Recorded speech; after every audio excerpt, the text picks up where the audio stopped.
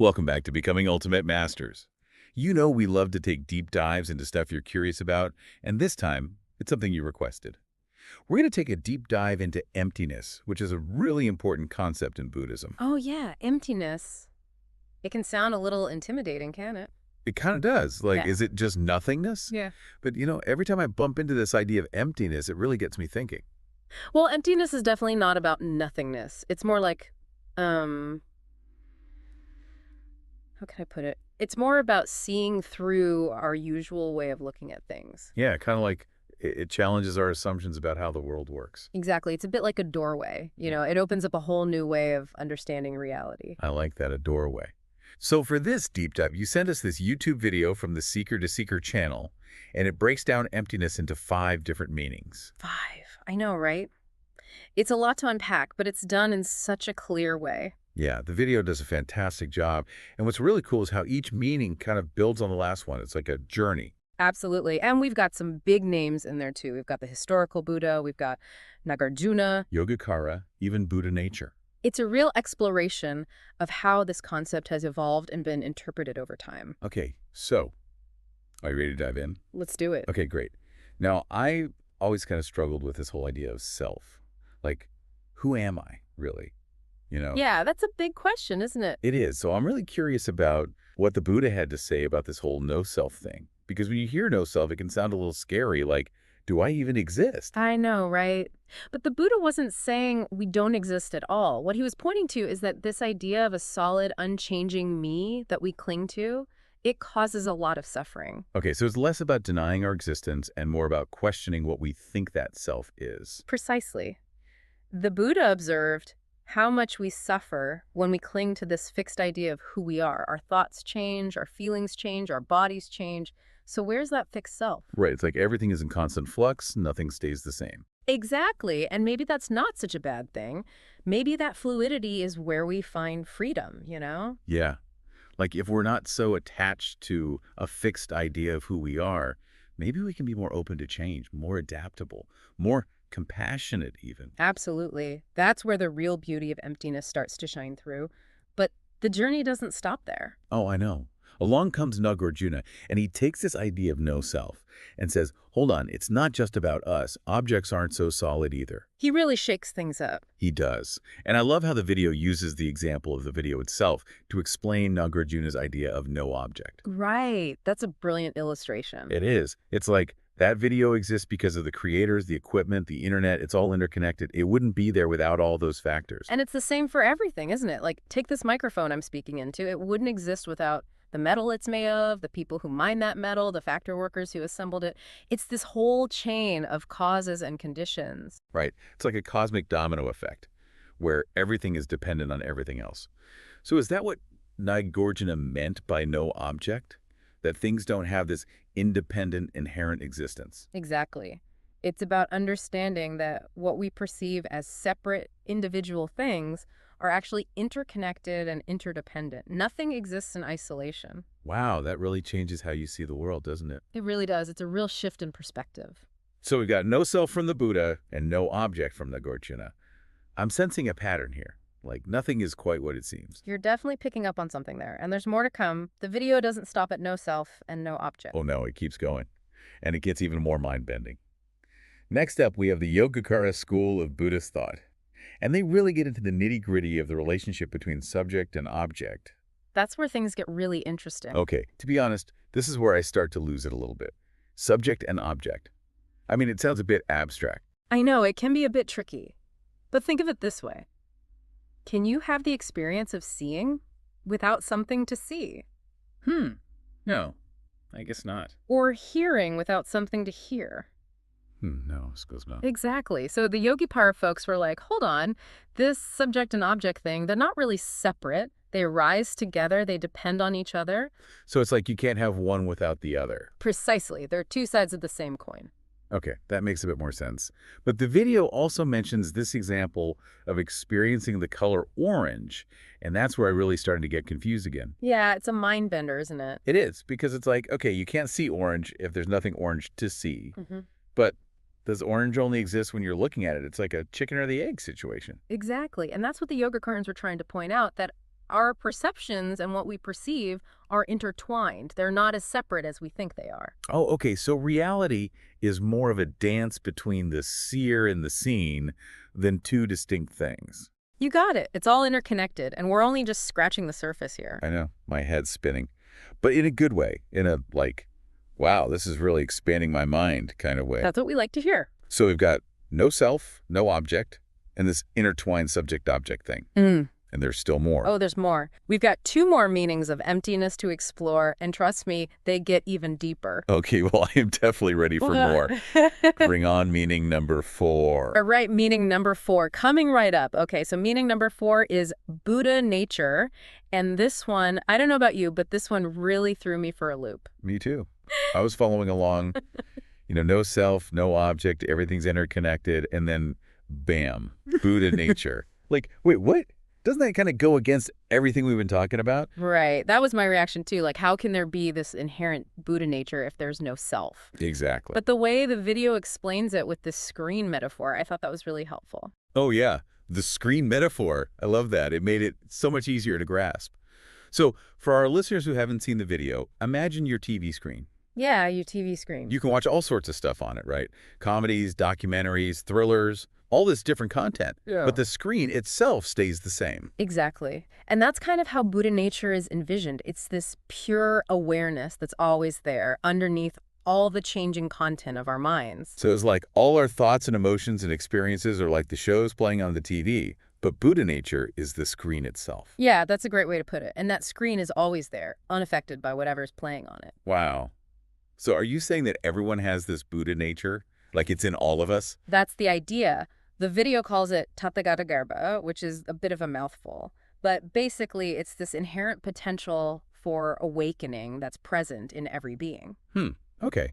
But you said this is a controversial concept, right? Oh, yeah. There's a lot of debate about it within Buddhism. So what are the arguments against it? Why is it so controversial? Well, some people argue that it contradicts the Buddha's original teachings on no self. If there's no self, how can there be this Buddha nature, this inherent self with a capital S? I can see how that would be confusing. It does seem kind of paradoxical. It does, but people who believe in Buddha nature say that this ultimate self is different from the small s self, the ego self that the Buddha was talking about. It's more like this ground of being, this pure awareness. Okay, so the Buddha was saying, don't cling to this limited sense of self. But he wasn't denying that there's something deeper, something more fundamental. Exactly, and that deeper something is what's being referred to as Buddha nature. I see. So it's like we all have this potential for awakening, this inherent goodness, but it's kind of hidden beneath all the clutter of our everyday lives. Yeah, I like that. It's like a diamond buried in the mud. It's still a diamond, but it needs to be unearthed and polished to reveal its true brilliance. That's a great analogy. It's like we have to do some digging to uncover our own Buddha nature. So I'm starting to get this.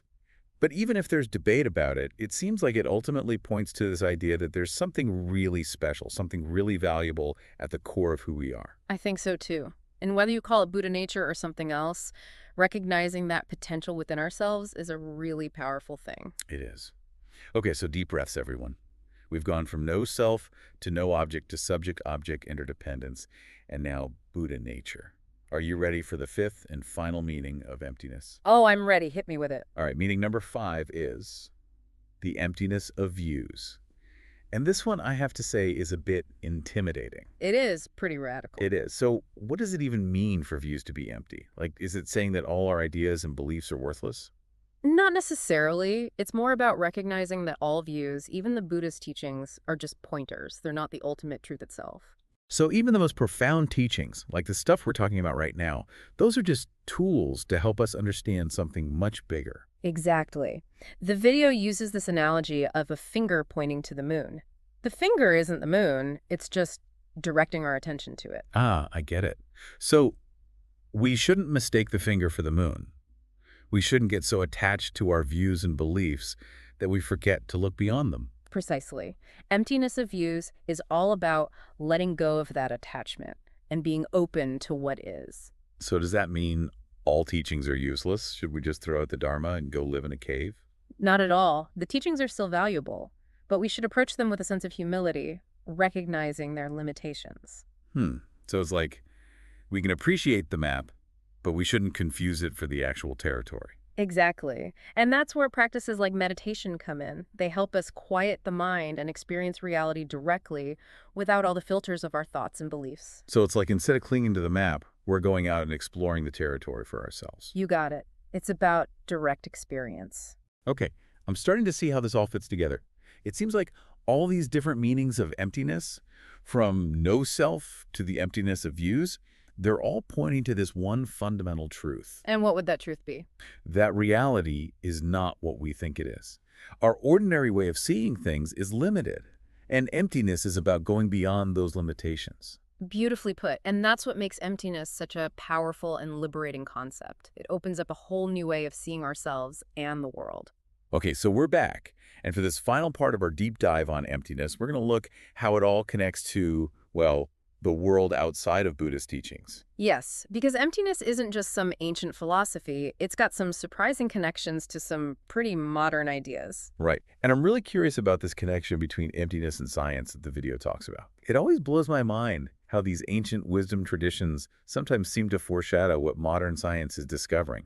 Oh, absolutely. And, emptiness really emphasizes this idea of interconnectedness. Nagarjuna was all about that, like how nothing exists in isolation. And guess what? Modern science is starting to see the same thing. Are you talking about quantum physics? Yeah. Because, yeah, at the subatomic level, it seems like everything is just energy and vibration all intertwined. Exactly. And you know what else? This interconnectedness, it's not just some abstract idea. We can see it playing out in the real world, too. Oh, yeah. Like where? Well, think about ecology. How everything in an ecosystem is connected, and how one little change can have a ripple effect throughout the whole system. Right. And it's kind of like what we were talking about with dependent origination. Like everything arises from a web of causes and conditions. It is. And emptiness provides this framework for understanding those connections, It helps us see how we're all part of something much bigger than ourselves. So it's not just a scientific fact, it's a way of being in the world. Exactly. And that shift in perspective, that's where things start to get really interesting. Because when you start to see how interconnected everything is, well, it changes how you act. You start to realize that your actions have consequences, that they ripple outwards. Yeah, like that butterfly effect thing. Yeah. But it's not just butterflies, it's everything. It is. And that's why the video talks about emptiness and social justice. Because when you see through that illusion of separateness, you realize that harming others ultimately harms yourself, too. Right, because we're all in this together.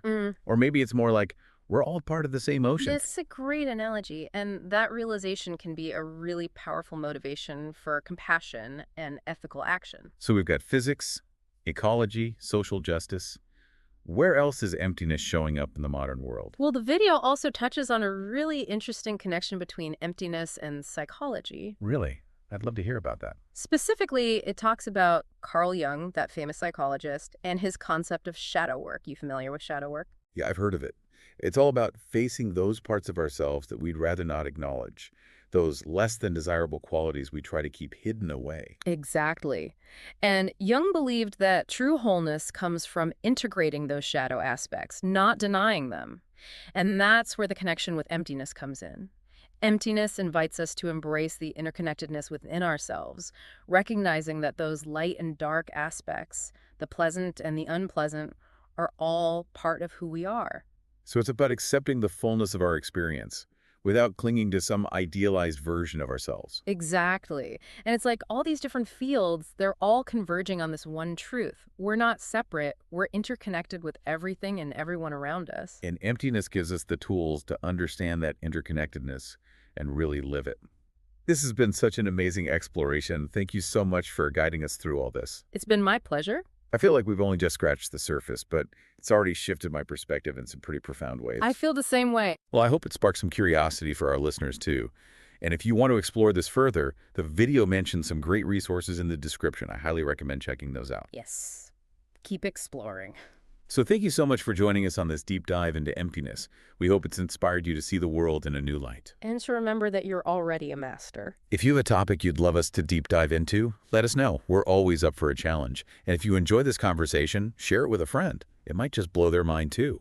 For more info, visit www.ultimatemasters.org/coaching or WhatsApp us on +256 771 324 119.